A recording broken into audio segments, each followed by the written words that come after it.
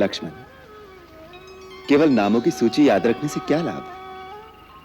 नाम तो केवल एक बाहरी पहचान के लिए होता है। उनके आंतरिक गुणों को ही याद रखना चाहिए।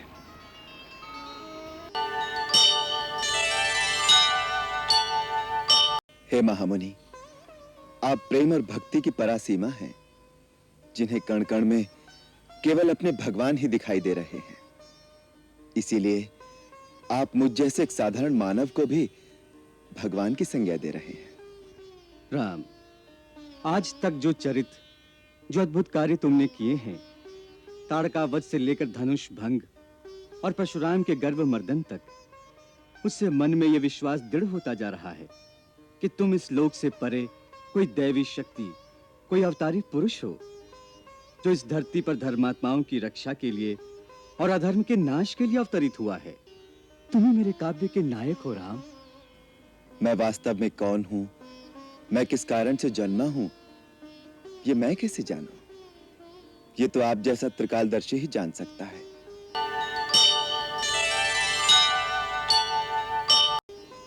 मैं तो केवल अपने आप को एक मानव समझता हूं, जो दशरथ का पुत्र है और जिसका नाम राम है। और इस समय मैं अपने पिता की आज्ञा से अपने अनुज लक्ष्मण और पत्नी सीता के साथ 14 वर्ष वन में रहने के लिए आया हूं। मैं किसी ऐसे स्थान पर नहीं रहना चाहता जहां मेरे रहने से किसी तपस्वी या साधक की साधना में विघ्न पड़े। आप विचार करके मुझे कोई ऐसा स्थान बताने की कृपा करें जहां मैं रहकर अपने वनवास के दिन व्यतीत कर सकूं। तुम मुझसे अपने रहने का स्थान पूछ रहे हो? पहले मुझे ये बताओ कि वो कौन सा स्थान है जहां तुम नहीं हो।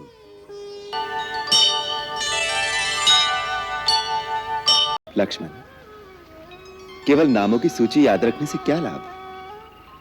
नाम तो केवल एक बाहरी पहचान के लिए होता है। उनके आंतरिक गुणों को ही याद रखना चाहिए। ये सिद्ध पुरुष जो बाहरी जगत से दूर इन दुर्गम स्थानों पर बैठे साधना कर रहे हैं, ये जो नगरों और बस्तियों में अपनी शक्ति का प्रदर्शन नहीं करते, ये बड़े दुर्लभ लोग हैं। इनके तो दर्शन मात्र से ही लाभ होता है।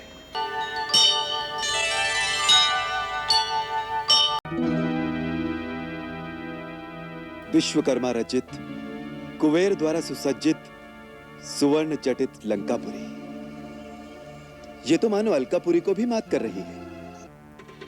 अद्वितीय है सागर के बीच बसा ये प्रदेश। परंतु देश के राजा की दुर्मति दुर्गति कर देगी इतने सुंदर देश की।